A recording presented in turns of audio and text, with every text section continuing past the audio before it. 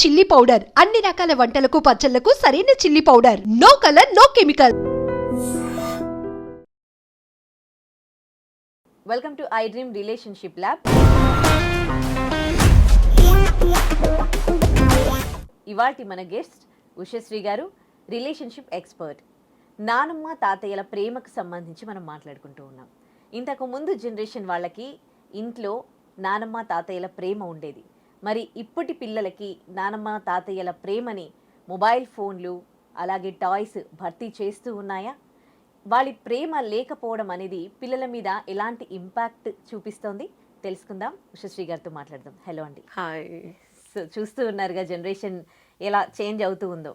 అప్పుడు ఇంట్లో పెద్దవాళ్ళు ఉన్నప్పుడు ఆ ఇల్లు ఎంతో కళకళలాడేది. వాళ్ళు చిన్న పిల్లలకి మంచి మంచి మాటలు చెప్పేవాళ్ళు, జ్ఞానానికి సంబంధించి పాత పాత స్టోరీస్ అవన్నీ చెప్పేవాళ్ళు. ఇప్పుడు అవన్నీ కూడా ఒక మొబైల్స్ భర్తీ చేయగలుగుతున్నాయా? ఇదివరకు ఎలా ఉండేదంటే ఉదయశ్రీ, మా అమ్మమ్మ గారు ఉన్నారు.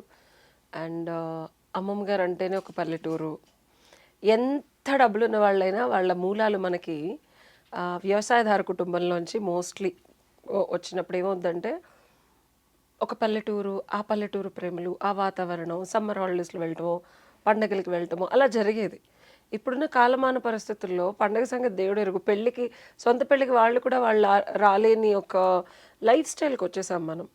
సో తల్లిదండ్రులు పెంచే పెంపకం ఒకలాగా ఉంటే ఆల్రెడీ ఒక జనరేషన్ని పెంచి, అంటే మనల్ని ఆల్రెడీ పెంచి ప్రోలు అయిపోయి ఉన్నారు వాళ్ళు.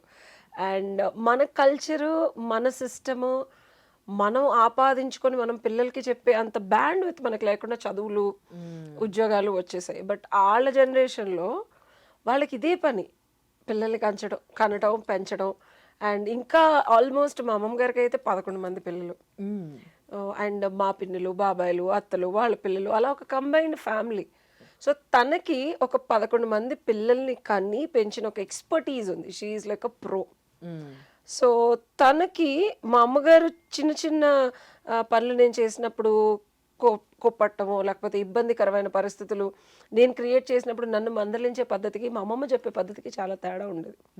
నేను ఆవిడ దగ్గరికి వెళ్ళి పడుకునేదాన్ని. అండ్ ఉన్న మనవరాళ్ళు అందరిలోనూ పెద్ద మనవరాళ్ళు అట్లీస్ట్ ఆ ప్రేమ, ఆ dignified way of telling things ఏదైతే ఉందో, ఫస్ట్ టైం పేరెంట్కి ఎక్స్పర్ట్ పేరెంట్కి చాలా తేడా ఉంటుంది. ఇంకోటి, అసలు కన్నా వడ్డీ ముద్దంటారు.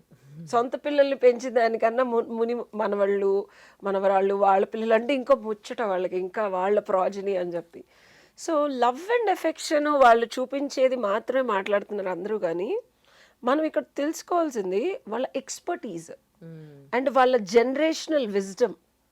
ఇప్పుడు ఒక అమ్మమ్మ నాకు చెప్పిన కథలు, నాకు 7 ఏళ్ళకే పెళ్లి చేసేసారమ్మా, మా అత్తయ్య ఎవరైతే ఉన్నారో సొంత మేనత్త నాతో పనులు చేయించేది, నేను మా ఆయన కలిసి ఆడుకుంటూ పనులు చేసేవాళ్ళం. సో 7 ఏళ్ల నుంచి 2 పిల్లలు పనులు చేసుకుంటూ ఆడుకుంటూ ఒక భార్యాభర్తల సంబంధంలో వచ్చినప్పుడు ఇప్పుడు నాకు ఇంత జ్ఞానమో లేకపోతే ఇవన్నీ నేను చెప్పడానికి రీజన్ మా అమ్మమ్మ చెప్పిన అనుభవాలు అండ్ ఆవిడ పెరిగిన పద్ధతి. ఓహో, చిన్నప్పటి నుంచే ఇలా ఉంటే సో వాళ్ళకి ఒక అలవాటు అయిపోద్ది ఆ అబ్బాయితో. వాళ్ళ మెచ్యూర్ ఏజ్ వచ్చేటప్పటికి ఇంకొకళ్ళ గురించి ఆలోచించడం కానీ, ఇంకొకళ్ళని వెతకటం కానీ, ఇంకొకళ్ళతో ఏదైనా చెయ్యాలనే ఉద్దేశం కూడా రాకుండా they were raised together, married. ఇద్దరు చక్కగా కలిసి ఆడుకుంటూ వాళ్ళ హార్మోనల్ చేంజెస్ కూడా కలిసి చూస్తూ ఉంటారు, కలిసి పడుకుంటారు.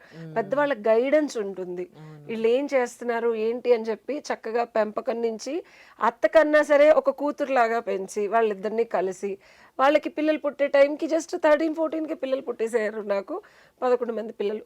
సో నేను ఈ జనరేషన్లో ఉన్న ఈ చుప్పనాతి విజయవాడతనం అంతా మన అమ్మమ్మ చెప్పిన, అంటే I have seen indirectly 4 generations before జ్ఞానం నాకు ఇప్పుడు ఉంది.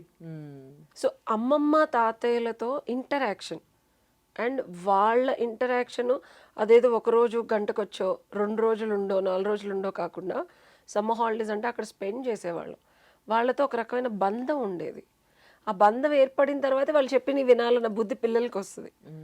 సో ఈ జనరేషన్లో పిల్లలు ల్యాప్టాప్కో లేకపోతే అనివార్య కారణాలలోనో డ్రగ్స్లోనో ఇల్లిసిటెడ్ రిలేషన్షిప్స్లోకి వెళ్ళడానికి కారణం ఏంటంటే తల్లిదండ్రులు చెప్పేది వీళ్ళకి ఎక్కదు, ఎక్కినా ఎక్కించుకోరు.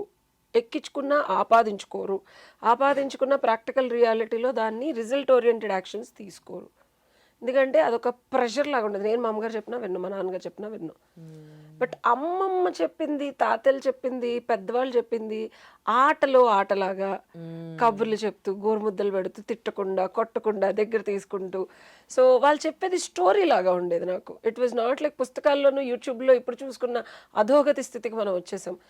4 generations ముందు అంటే మా అమ్మమ్మ జనరేషన్ కాకుండా వాళ్ళ అత్తగారు, వాళ్ళమ్మ, వాళ్ళ అమ్మమ్మ, ముత్తాతమ్మ, ఎందుకంటే ఇప్పుడు 13 ఏళ్లకే అత్తగారు. సో ఆల్మోస్ట్ 4 కన్నా ఇంకా బియాండ్ 6 generations కథలు విన్నాను నేను. ఓహో ఇదివరకు ఇలా ఉండేవాళ్ళ అనే ఒక పరిపక్వత నాలెడ్జ్ నాకు ఉంది. కాబట్టి ఇప్పుడు జనరేషన్ ఎంత మారినా, ఎథిక్స్ ఎంత మారినా, ఇప్పుడు సింగిల్గా ఉన్న మనం ఒక కంపోజ్డ్ స్టేట్లో ఉండటానికి 6 generational నాలెడ్జ్ ఏ యూట్యూబ్లో ఉంటుంది ఎవరికి తెలుసు, ఏ పుస్తకాలు చదువుతున్నారు, 6 generationల క్రితం వాళ్ళు ఎలా పద్ధతుల్లో ఉన్నారు, ఇంట్లో ఎలా ఉండేది, రిలేషన్షిప్స్ ఎలా ఉండేవి, వాళ్ళ అత్తగారులు అమ్మ వాళ్ళు ఎలా ఉన్నారు, కల్చర్ ఎలా ఉండేది, భోజనం తినే పద్ధతి ఎలా ఉండేది, ముగ్గులు ఎలా వేసేవాళ్ళు. There were lot of things that I've learned. నేనేదో గొప్ప అని చెప్పను, నా అదృష్టం అది. అంటే అలాగా తల్లిదండ్రులు ఇప్పుడున్న పరిస్థితుల్ని బట్టి పేరెంట్స్కి ఎంత సొంత పేరెంట్స్కి కూతురికి పడట్లేదమ్మా. ఫర్గెట్ అబౌట్ అత్తమామలు. ఇప్పుడు ఎలా అయిపోయిందంటే సొంత తల్లిదండ్రులకి కూతురింటికి రాలేని పరిస్థితి. మనవడిని మనవరాల్ని చూద్దామన్నా సరే వాళ్ళతో ఫోన్లు కూడా మాట్లాడలేని పరిస్థితి. వాళ్ళకి ఎంత ప్రేమ ఉందో వీళ్ళ మీద చూపించినా మా మీద రుద్దుతున్నారనే అధోగతి వాళ్ళకి. సో ప్రేమకి, కోరికకి, అంటే నా కోరిక తీరిస్తేనే అమ్మమ్మ తాతయ్య. ఎగ్జాంపుల్ నాకు వచ్చి వాళ్ళు ఏమైనా కొనిస్తున్నారా, నన్ను బయటకు తీసుకెళ్తున్నారా, నా గేమింగ్కి ఏమైనా డబ్బులు ఇస్తున్నారా. సో బెనిఫిట్స్ పిల్లలకి ఇప్పుడు అంతా ఏంటంటే ఎంటర్టైన్మెంటే ఎంజాయ్మెంట్. లవ్ అండ్ ఎఫెక్షన్ కానీ, ఆప్యాయత కానీ, అమ్మమ్మ తినిపించి మన కోసం ఊరు నుంచి చెక్కలు, చక్రాలు, అరిసెలు చేయించి తీసుకొచ్చి పెట్టే తిండ్లు మనకి ఎక్కట్లా. మెక్డానల్డ్స్, బర్గర్స్, వాళ్ళంత చక్కగా నెయ్యి వేసి అన్ని చేసి తీసుకొచ్చి పెట్టేది. సో కల్చరల్ బ్యారియర్స్ రావడం వల్ల వాళ్ళు రాలేకపోతున్నారు, వచ్చినా వీళ్ళతో ఉండలేకపోతున్నారు, ఉన్న వీళ్ళు వాళ్ళతో ఒక మంచి రిలేషన్షిప్ మెయింటైన్ చేయలేకపోతున్నారు. So this is what I feel. Okay, thank you so much అండి.